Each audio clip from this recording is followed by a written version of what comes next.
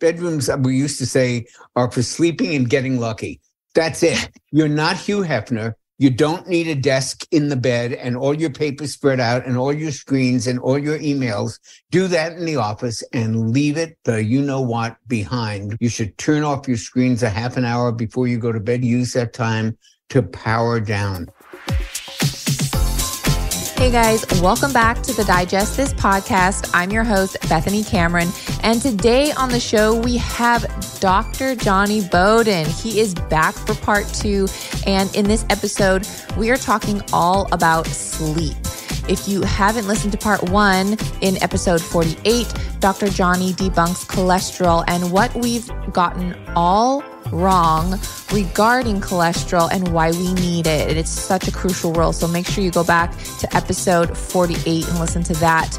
But again, like I said, today we are talking all about sleep and how hormones are affected by sleep, dementia, ways to get better sleep, and everything in between. So definitely don't miss a single minute of this episode. Also, shout out to podcast listener IDKGW. They say, I love this podcast for its unique and well-researched information. Rather than just getting on trend, you'll learn things here others aren't tapping into. Great wellness podcast.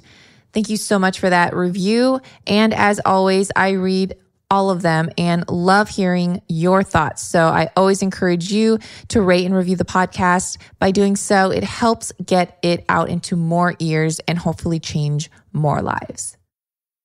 If you want a $200 Amazon gift card, all you have to do is give this show a 5-star rating and review, and I'll be sending someone this special gift. Just be sure to include your Instagram handle at the end of the review, because that is the way I will be reaching out and perhaps sliding into your DMs. So pause this episode and rate and review for your chance to get a $200 Amazon gift card. Thank you so much, Jonny, for coming back to the show. We are at part 2, and today we're going to talk about sleep. And so sleep, it's a hot topic, and for good reason. So sleep, what does it do to the body beyond just giving our body rest? That's a very good question, and you'd be surprised at how few scientists can answer it. I've been listening to and studying sleep and sleep science for a while, and the best people in the field will say, we really don't know why we sleep. We don't really fully understand the reasons that humans sleep. One expert quipped, maybe it's to prevent sleepiness. But the fact is, many things take place during sleep. We know how important they are, but we don't have an absolute clear understanding of the reason that humans sleep. But we can make many statements about effective sleep and the correlation between sleep and weight and the correlation between sleep and stress. And there's a lot of things we can say about it, but some of it does remain a mystery. Interesting. Well, according to the CDC, 1 in 3 adults don't get enough sleep, and 40% of adults in the U.S. report symptoms of insomnia, according to the American Journal of Managed Care. And this was reported back in 2020. So it could even be more now that we're in 2023. My guess, a complete hypothesis on which I base just from experience, I think those are underestimated. Mm-hmm. I think it's even higher. Why are so many people just not sleeping and having insomnia? Well, before we talk about why, let's talk about what that means and why it's important. So there's no point in even talking about how bad it is and how many people have it if it's not something we understand to be really, really critical. So I'll give you one place that will get everybody's attention. So one of the biggest things baby boomers fear is losing their minds, is Alzheimer's and dementia. This is on the top of the list of things that baby boomers fear. We've all had parents We're probably no more than 1 degree of Kevin Bacon, 1 degree of separation away from somebody who has dementia or cognitive impairment or even Alzheimer's. So this is a very, very big deal. There are 2 toxic proteins that are associated with Alzheimer's. One of them is called the tau protein, and one is called beta amyloid. And these are found in the autopsies of Alzheimer's patients. They are associated, much debate about whether they cause it or they're just found with it, but they are very much tied together with the condition of cognitive impairment. So what sleep scientists have found is that if specific stages of sleep are interrupted, such as deep sleep or REM sleep, those are 2 different stages.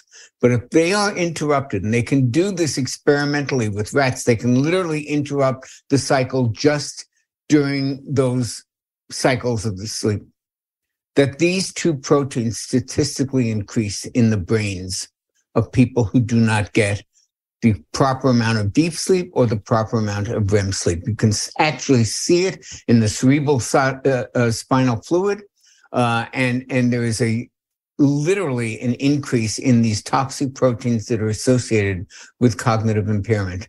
And it apparently begins to really happen when you get less than 7 hours. 7 hours seems to be the magic number. You still need to get the deep, so you can have 7 hours or even 8 hours of sleep or 9 hours and still not have deep or REM sleep.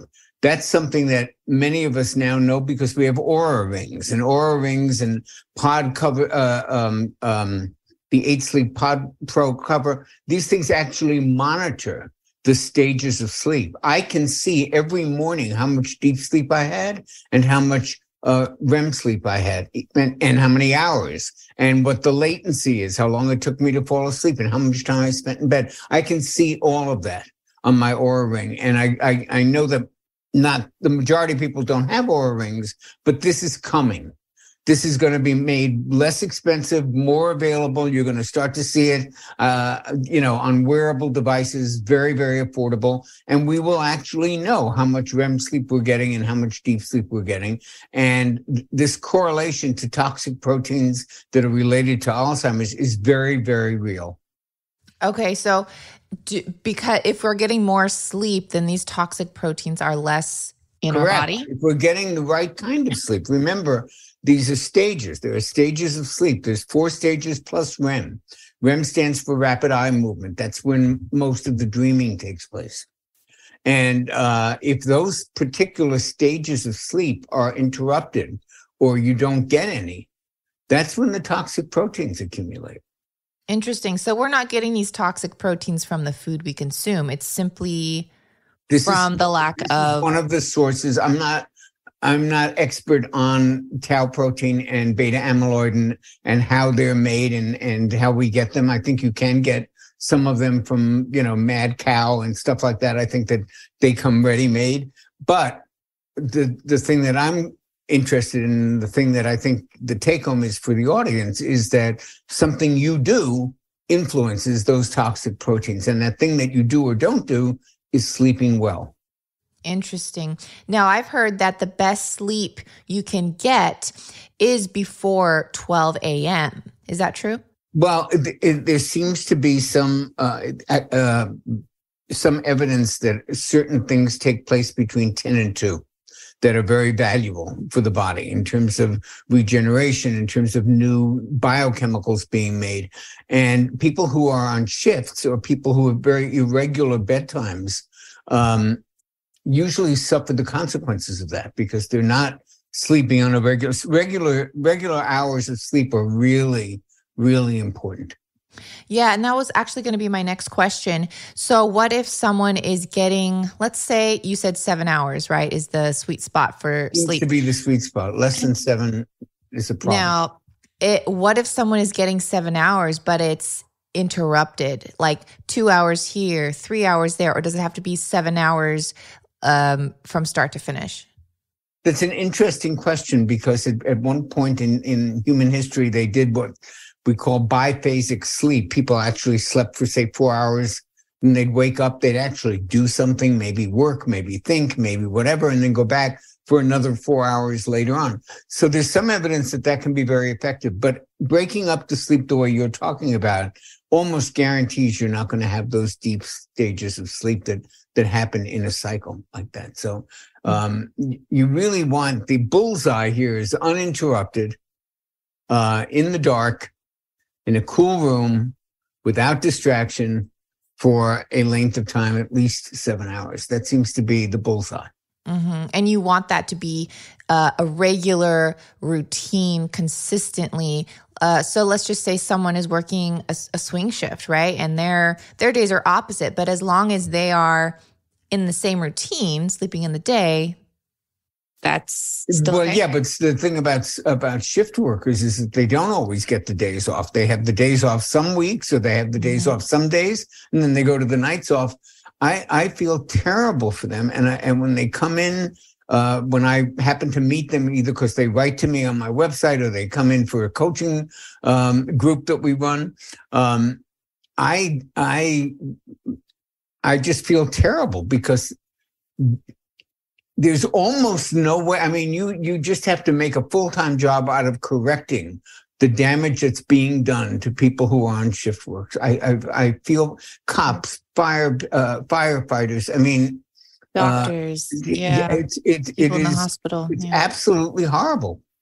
Yeah, God bless them for doing the work that they do, 100%. But it is very, and they say, what can we do? And I go, get a different job. And of course you can't say that. And we need people doing these things, and they're very important and heroic work. But Jesus Christ, you can't argue with the physiology. That's a damaging schedule for anybody who wants to get the reparative value of sleep. It's not going to happen. Yeah. You mentioned something about sleeping in a cold room. And I've known that to be true, at least for myself and many others. When you are sleeping in a cooler environment, it does help you sleep better overall, correct? Yes. And what's the sweet spot? Is it 65 degrees? Say 68 degrees, but there's some debate about that. And the fact is, your body temperature changes during sleep. That's why people always put a cover on you when you fall asleep, because your body temperature drops by a couple of degrees when you fall asleep. So that's why they cover you up. And what it appears to be is that to get the better deep and REM sleep, the temperature needs to go up a little bit. That's why devices like the pod cover, and by the way, I have no connection with this company at all, but they do make a thing that changes the temperature of your mattress. It covers that, and you can set it, and it actually has the temperature rise a little during the night at specific times so that it will foster REM and deep sleep, because the temperature you do better with those stages of sleep if you're a little warmer. Yeah, interesting. I've heard of other devices, or like blankets. Chili Sleep, I think, is one of them. I don't know. I'm not affiliated. Or even I've heard of some people. Even my husband does this sometimes. He'll put one foot outside of the bed and keep the one foot in. I've done that too. Yeah, and it works. So yeah, it's a tricky thing, but I mean, obviously, if you can control the temperature during the course of the evening. And we have technology to let you do that. That's ideal, but most people don't have access to that. Mm-hmm. So that's for the average person, just setting the room relatively cool, like 68 or 69, is probably a good starting point. That is one tip. What are some other tips to sleep better? Well, first of all, you need to be in total darkness. And when I say total darkness, I mean, I have an Apple TV that has a tiny little, white light. I cover it. Mm-hmm. Okay, so it's like in the olden days when we had VCRs and our parents had them flashing 12 o'clock. You can't have that. That's how sensitive our bodies are to light when we're sleeping. So you want total darkness, preferably a cool room, and biggest tip of all, turn the damn TV off. Do not fall asleep to the TV, and definitely don't leave it on while you're sleeping. Mm-hmm. Scrolling in bed too. The ideal bed atmosphere is bedrooms, we used to say, are for sleeping and getting lucky. That's it. You're not Hugh Hefner. You don't need a desk in the bed and all your papers spread out and all your screens and all your emails. You're not that. You don't need that. Do that in the office and leave it, the you-know-what, behind when you go to sleep. You should set that up as a restful, relaxing environment. You should turn off your screens a half an hour before you go to bed. You should not listen to the news or read a paper a half an hour before bed, and actually use that time to power down. People don't know how to power down. Yeah, that's huge. I mean, especially with our phone devices now, so many people just scroll right before they go to bed. They're on the computer, they're watching TV, they turn it off, and then they go straight to bed. Something that even could help too, you had mentioned turning your devices off 30 minutes before you go to bed. But even prior to that, if you are on your device, a couple hours before bed, you can turn your phone to a red light mode and different things like that. And I know that's been known to help. And for me and my husband, we try and at night, we try and dim all the lights, even when we're eating dinner, just to get that mood set so we don't have these bright fluorescent lights on at 8 p.m. Another thing that people use and that we recommend in our coaching programs are blue blocker glasses. Very easy to get these days and terrific to wear at night. And they protect your eyes from the blue light that comes from screens. Now, blue light is really important during the day because it helps to set your circadian rhythms. We actually have genes that get turned on by circadian rhythms that are responsive to those rhythms.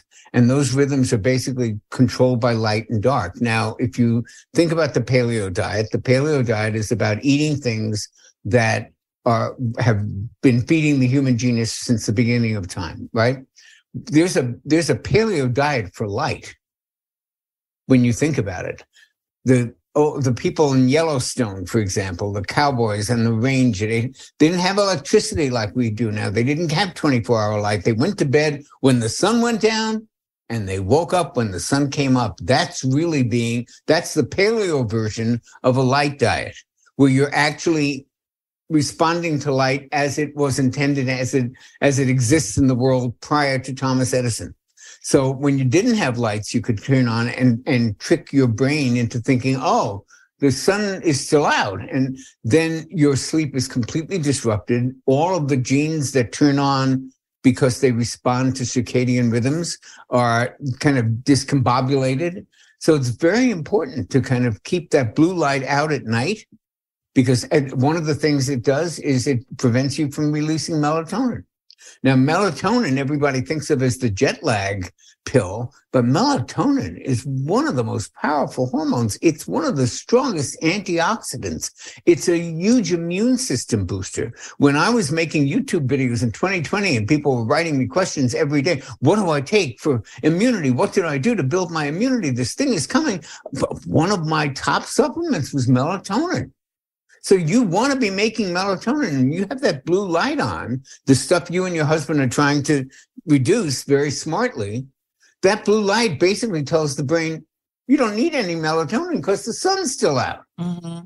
So the dampening of your own ability to make melatonin, which happens because of exposure to screens at night, is a serious problem. So don't do that, or get some blue blockers, or do what you and your husband do and turn the damn thing down. But you don't need bright light at night. You don't need any of this electricity and screens and digital information and bombardment from the television. You don't need this while you're trying to sleep. You're trying to set up a restful environment in which you power down. Mm-hmm. That's one of the things they teach us in meditation. Like, take this 10 minutes and just all systems power down. People don't know how to do that. Why are we in such a problem area here with sleep and insomnia and all that? One of the reasons is people don't know how to power down, or they don't realize how important powering down is. Yeah, well, and people are overworked, they're stressed.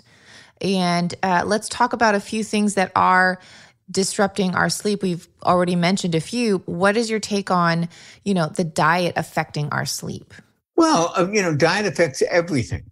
So clearly it has an impact on mood. It has an impact on your hormones. It has an impact on your ability to rest and sleep. Alcohol is a huge disruptor, and people don't understand it because they think back to the days of Saturday Night Live and Belushi and the Animal House, and they think about a guy who's sprawled out there and just snoring because he had so much alcohol. But that lasts a couple of hours, and then you wake up like this in the middle of the night, 3 o'clock, and you can't go back to sleep. So alcohol is a terrible disruptor of the kind of restorative sleep we are talking about that you want to aim for. What about caffeine? Caffeine too. Caffeine.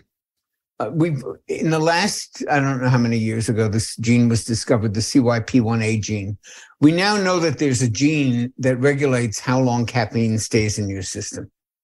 So for all the years I started in nutrition, everyone was saying, "Oh, caffeine's bad for you." No, caffeine's not bad for you, and they didn't realize that for some people, it will keep you up at night, and other people it won't. So to the extent that caffeine stays in your system, it has a fairly long, what they call a half-life or a quarter life. So if you drink it at 4 p.m, it's probably still in your system at midnight and to some degree. And some people are impervious to that, and some people are not. I've always said, as a nutritionist and health professional trained in functional medicine and functional nutrition, I have seen over the course of my career people who can take a Valium and go out and party, and people who can have 2 espressos and sleep like a baby. There's a whole range of reactions to substances, to drugs, to supplements, to foods. But in general, I think it's a good idea if caffeine keeps you up, and even if you're not quite aware, but maybe it's keeping you restless, that it would be good to keep it to the morning. I'm a big believer. I love coffee. Yeah. I think it's a wonderful source of antioxidants. There's good research showing that it actually reduces the risk of certain diseases. So I'm not anti-caffeine, but if you are a person who has a copy of that gene that says, when I drink it, it's going to stay in my system for 12 hours, you got to accommodate that in your coffee drinking and make sure you kind of keep it to the morning. Yeah, I'm definitely pro coffee for sure. And I am one of those people that I can have a cup of coffee at 5 p.m. and sleep fine, or even, 8 p.m. and I'm fine. But my husband is completely opposite. If he has coffee after 10 a.m., forget it, Lots of people like that. And I wish that we would understand that kind of variety exists on the spectrum on practically any substance you can mention. Yeah, because coffee does have tons of health benefits. Wonderful. It's full of antioxidants. If you drink it, obviously, if you're drinking good quality pure coffee, not the latte, foamy, whatever syrup-laden stuff. Okay, so let's talk about hormones for a second and what the body does when it sleeps to regulate hormones. Well, let's take 2 hormones that are directly related to weight, because that always gets people's attention. Since weight loss is such a hot topic, it has been a hot topic for the 33 years that I've been doing this. It never stops being a hot topic. So you have many hormones in your body that relate to appetite and satiety. I want to talk about 2. One is called leptin, and one is called ghrelin. Now, leptin is the hormone that goes to the brain and says, "Hey, you're full. The gas tank is full." So leptin is like the gas gauge on your car, and it's saying, "Time to fill up. It's down on empty. Oh, we got plenty of gas for this trip. You can relax." So leptin actually sends a signal to the brain to say, "Hey, you've eaten enough food. You're full. Your fat stores are full. There's plenty of energy. You don't have to eat anymore." It's an important hormone. Ghrelin is called the hunger hormone. And ghrelin is the hormone that gets released when the gas tank gets to empty.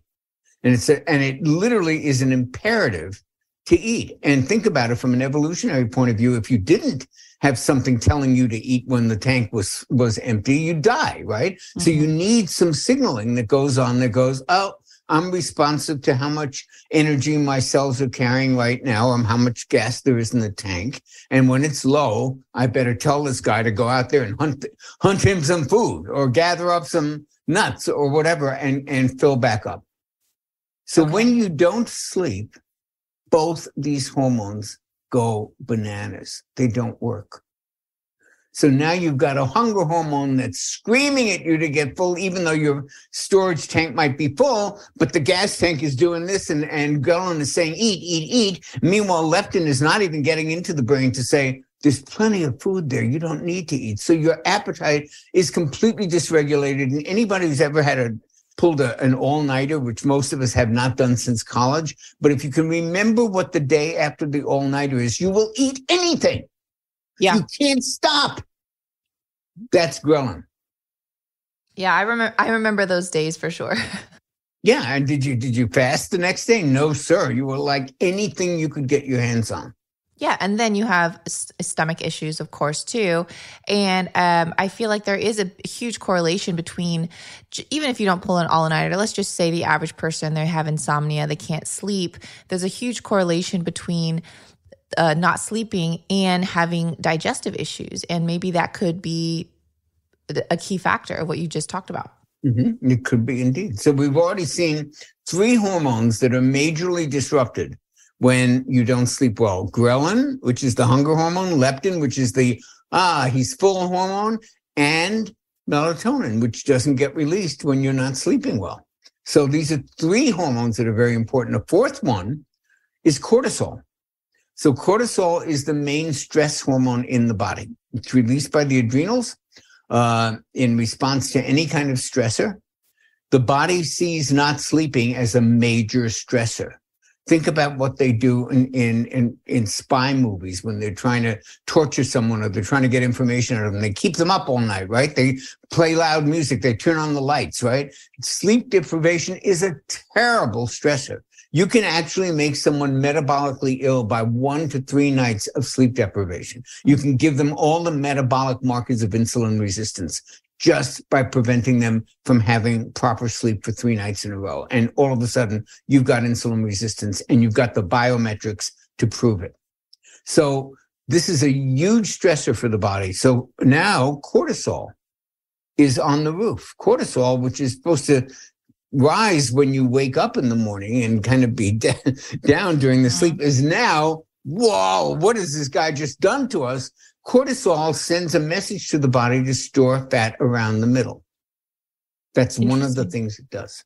It also shrinks a part of the brain known as the hippocampus, which has to do with memory and thinking. So you have brain shrinkage and you have waist expansion, all from this stress hormone called cortisol. And when you don't sleep, that's a signal for the body to release more of that hormone.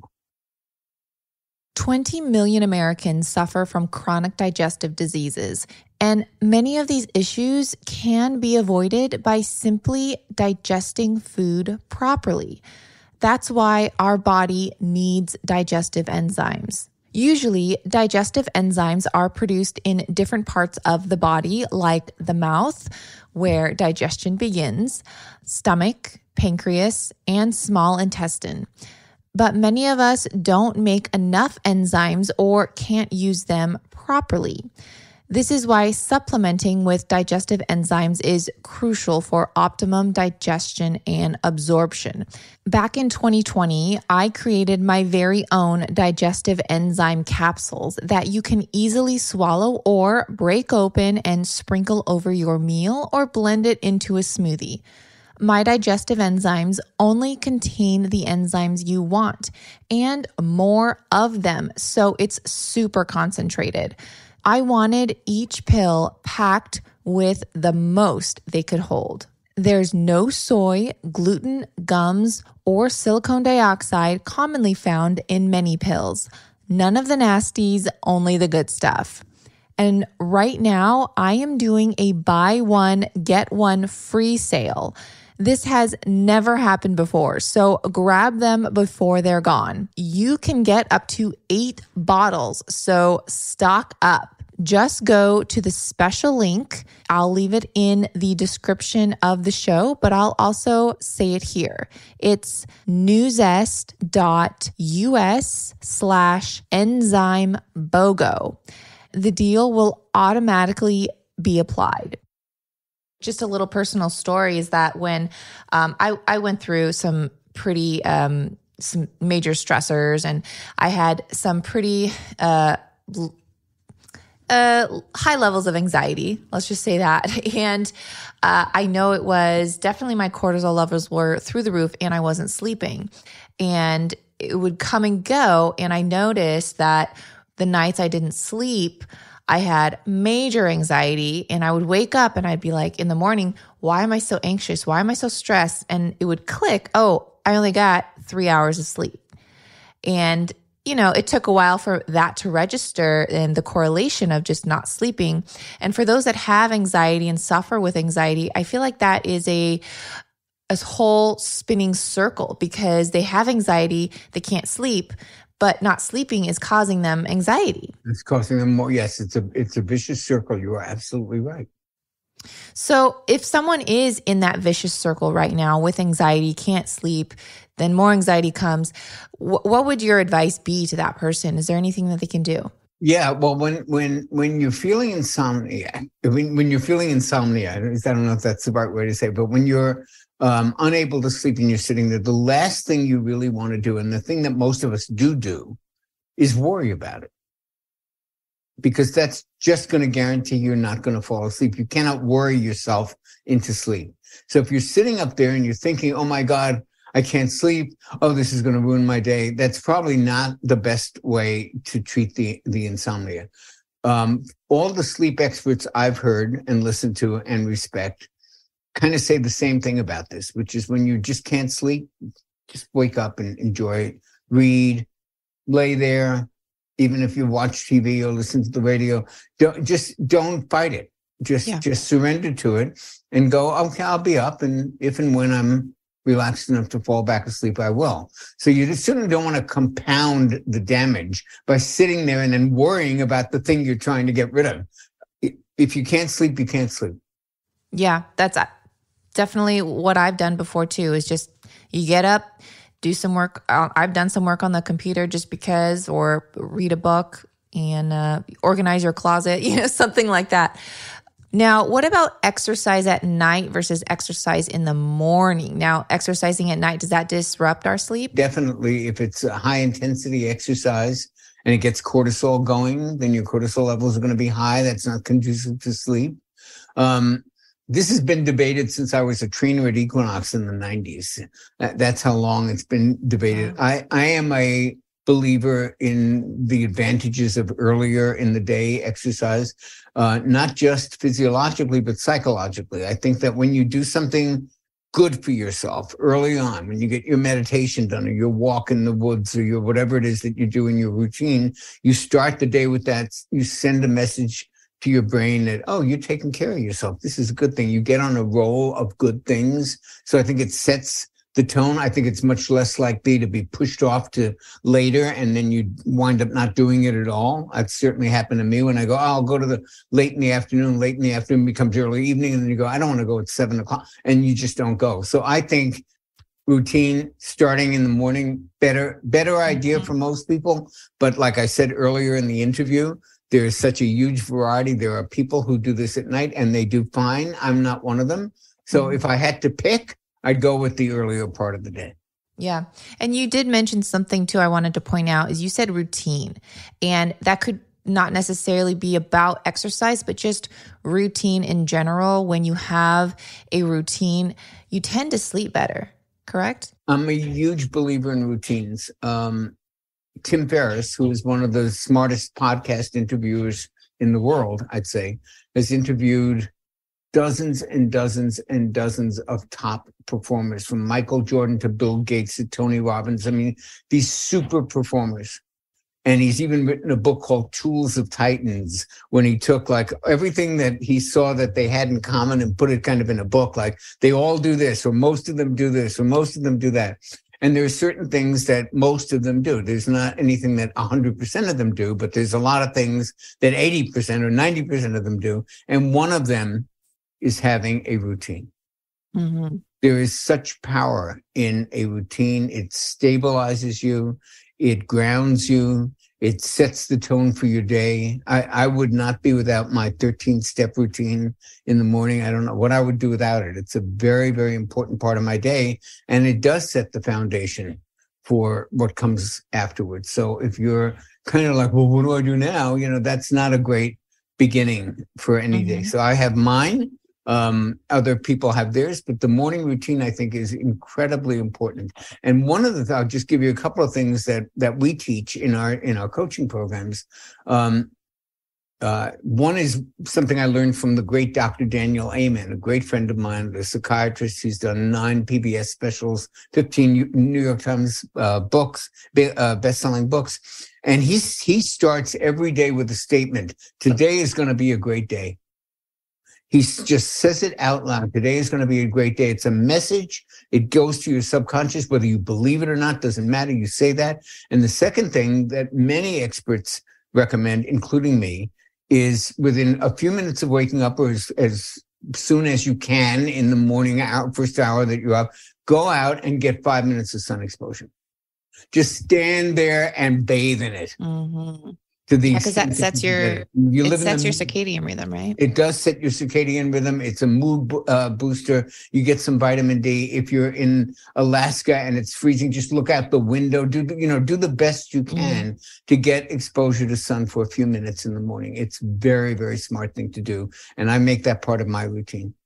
Great. Can you share your routine? Do you mind? I start with 8 to 12 ounces of water every single morning. I leave it on the bedpost so that I don't forget. It took me about 3 weeks to get in that habit.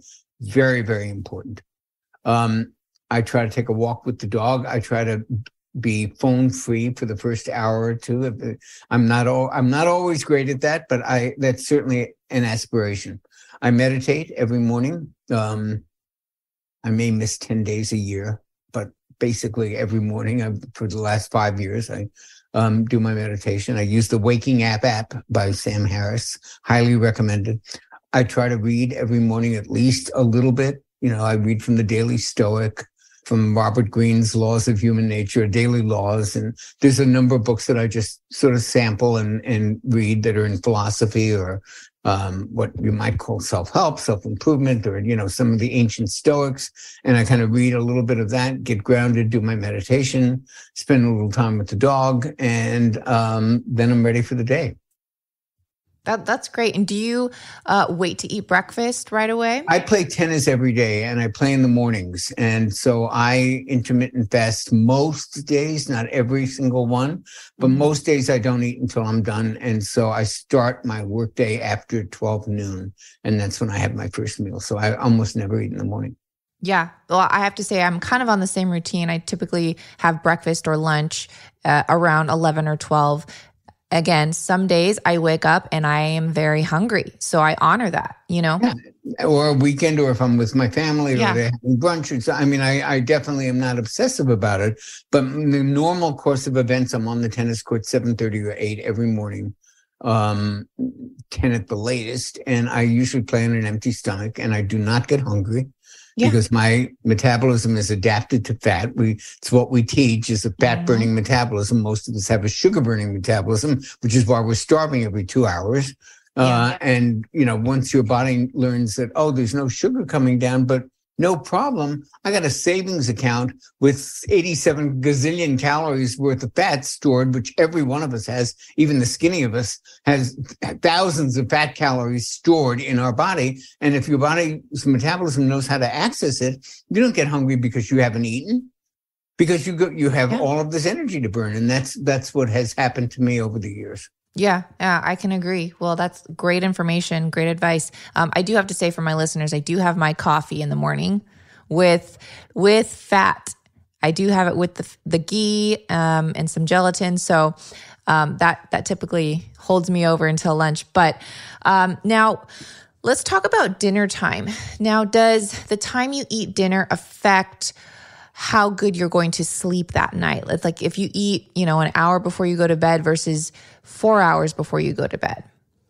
I think the ideal, which not everybody achieves, but like I wrote a course called Meta Fasting that we still sell. And it's a sort of home course on intermittent fasting and the basics and how to do it. And one of the lessons that I think that we have learned from the fasting communities is that if you can leave 3 to 4 hours in between meals, whether you're fasting or not, even if you're eating breakfast, lunch, and dinner, that 3 to 4 hour window is so important, and it includes after dinner.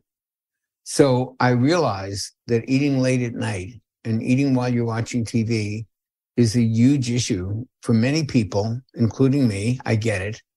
But the bullseye on this is if you can put the food away after your dinner and let 3 or 4 hours go before bedtime, that's the bullseye. I get that not everybody can do it. But if you strive for that, you're going to not only sleep better, you're going to have a much, much healthier metabolism. Yeah. Well, and for anyone suffering with digestive issues too, me including myself, I find that I do sleep better not when I've had dinner a few hours before, definitely, because when you lay down, you can get acid reflux. Sometimes you feel like a lump in your stomach right after you lay down. Even in the daytime, if I have lunch and I go lay down on the couch, you feel weird just laying down. So for anyone suffering with digestive issues, that could be great advice.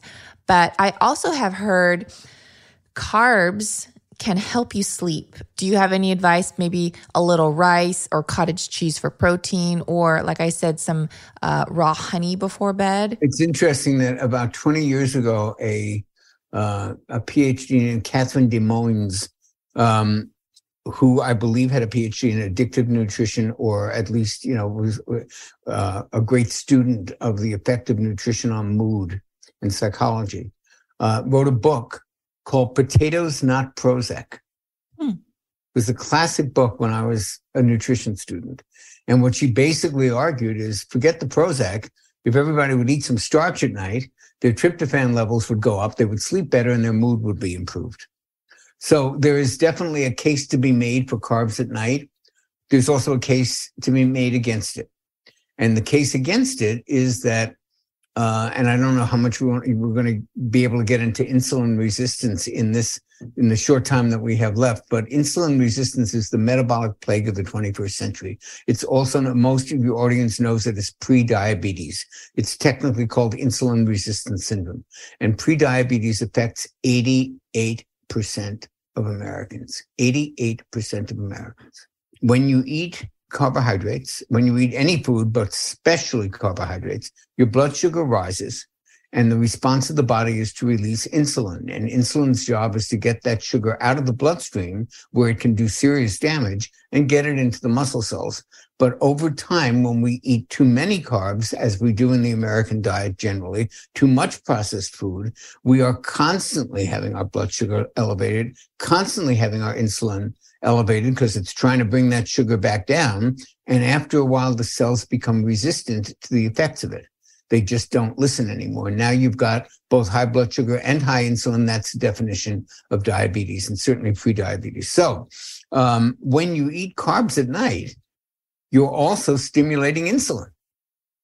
And I want to be in fat burning mode when I'm sleeping. I don't want to be in digestion mode. I don't want to be with insulin is elevated, because you don't really lose weight when your insulin is elevated. It's very, very hard to do. Insulin is kind of it's there to store stuff, not to burn stuff.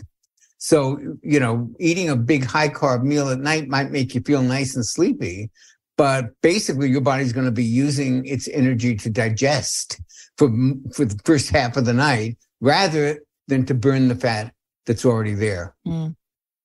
Well, that you brought up something really interesting, because let's just say, for example, if someone is trying to lose weight and they're having trouble sleeping, it could be that they're not sleeping. That's what's causing them to not lose weight, like we previously talked about with the cortisol and the hormones. If someone maybe ate carbs at night to help them sleep, even though they're trying to lose weight, do you think that could potentially help them lose weight just because they're able to get sleep from the carbs? I get exactly what you're saying. That is not a crazy hypothesis. It's a very sensible point of view, and it might very well work. And I just think it's going to depend on the individual, depend on the carb sensitivity, the insulin resistance, how much insulin resistance you have, and how much blood sugar and insulin are raised by the carbs you eat. There's probably, eat a half a potato is one thing, eat a Olive Garden pasta piece is another. So these things are going to have differential effects on people. Yeah. I'm sure it's definitely individualized for sure.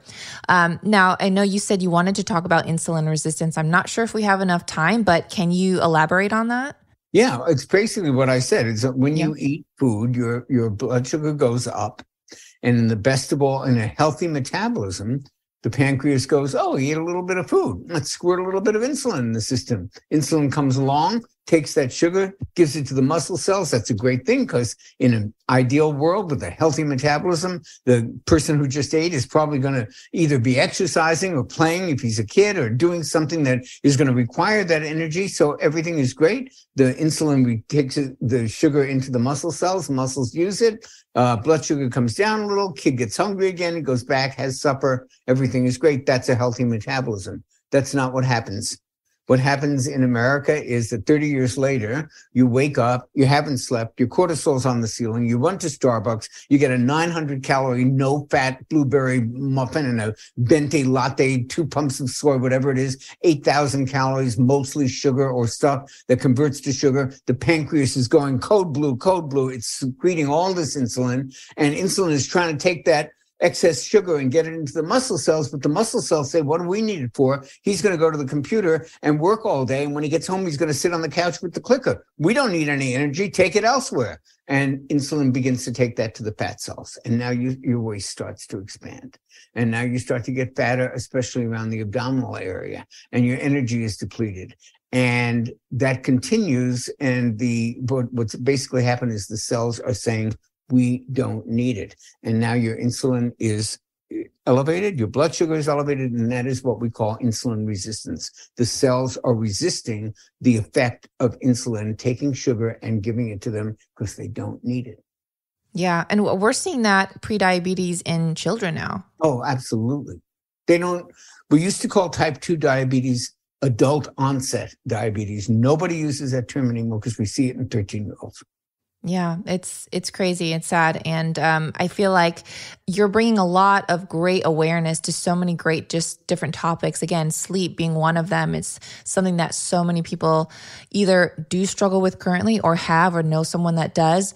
And so your advice, it has been just crucial. And before we go, I do want to ask too, do you have any recommendations that are things that are natural to help someone sleep, like CBD or any? CBD is great for sleep for many people. Mm-hmm. Valerian or chamomile tea. There's all kinds of things Valerian. Like that can be helpful. And there are different sleep formulas. Daniel Amen has one, I know. And so there are different combinations of nutrients that can help calm your brain a little bit and set you up for better sleep. And by the way, just to put a cap on the insulin resistance part, I said that earlier, this terrible metabolic plague that makes us fat, sick, tired, and depressed and is ruining the entire healthcare system and that no doctors are even checking for. Insulin resistance can be created by sleep deprivation. So they are just tied together, in a way that is very frightening. But you get more insulin resistant when you don't sleep well. And interesting too. And if a doctor notices insulin resistance, they don't even know what to look for. Would they even say to someone that's diabetic or pre-diabetic, hey, would they ask them, how's your sleep patterns? Probably not. Yeah. This was really one of the main points in our book, The Great Cholesterol Myth, the revised edition that came out in 2020.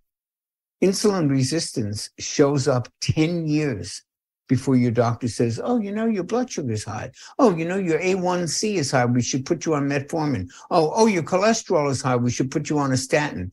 10 years earlier, you can see insulin resistance, and it leads to these things as absolutely inevitably.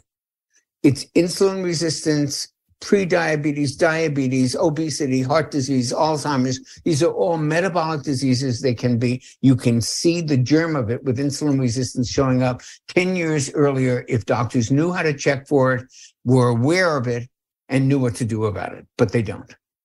So can someone test for insulin resistance on their own? Is there anything? Absolutely. You're going to have to pay for it yourself. You have to know. I mean, this is another discussion, but the healthcare system is so broken that I'm not optimistic about it ever being fixed. I think that we're going to have to go and start to pay for our own tests, and insurance companies won't cover these tests. They're very important. You can test for your insulin resistance very easily and very inexpensively. You've got to convince your doctor to do one simple test, which is fasting insulin. If they do fasting insulin, they already do glucose, because that's on every test you go to Kaiser, every single blood test, every CBC has fasting glucose, triglycerides, cholesterol. They're all going to have the glucose. Get the fasting insulin test, take that number, take your glucose number, go online, look for a calculator, for an insulin resistance calculator. It's called HOMA-IR. And you put those two numbers in, just like BMI. You put your weight and height, and it calculates the algorithm for BMI. Mm-hmm. This will calculate insulin resistance score. That's great advice. Yeah, we definitely need to be proactive and be our own advocate and start testing early so that we can prevent so many things down the line. Well, thank you so much, Doctor. I love having you on the show. Again, you just bring such a wealth of knowledge. And for anyone listening, where can people find you? Well, if you're interested in our coaching groups, we have wonderful 12-week coaching programs called the Weight and Wellness Reset at Rockwell Health or Rockwell Weight and Wellness Resort. It's all on Instagram. You can find me on Instagram at Johnny Bowden. And I have a website, which is johnnybowden.com, no H in Johnny. And all my books are on Amazon. And we'll make sure to let people know. And again, thanks so much for coming on. My pleasure. And I hope I see you soon. All right. Thanks, Johnny. Thanks for listening to this episode of Digest This. If you enjoyed this episode, please leave a review in your podcast app to let us know. If you're ever wondering how you can support me and this podcast, sharing it with your friends and family is the best way. This is a Resonant Media production produced by Drake Peterson and edited by Chris McCone. To email the show, message us at digestthispod@gmail.com. See you next time. The content of this show is for educational and informational purposes only. It is not a substitute for individual medical and mental health advice and does not constitute a provider-patient relationship. As always, talk to your doctor or health team first. Looking to build a more robust foundation in your health and well-being? From the producer of Digest This comes one of the most popular alternative health shows on Apple Podcasts, The Dr. Tina Show. Dr. Tina Moore is a naturopathic physician and chiropractor, traditionally and alternatively trained in science and medicine. The show features exclusive interviews with experts such as Sean Stevenson, Mike Mutzel, Mark Groves, and even solo episodes covering metabolic health, pharmaceuticals, chronic diseases, long hauler syndrome, and pain management. Dr. Tina delivers the information in a no-nonsense, real-world style, and she has the science to back it up. The Dr. Tina Show is edgy, entertaining, and informative.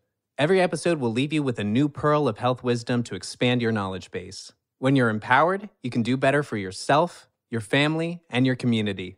Resilience is the name of the game, and Dr. Tina is here to guide you on your way. Listen to The Dr. Tina Show today on your favorite podcast app. New episodes every Wednesday. Produced by Drake Peterson and Resonant Media.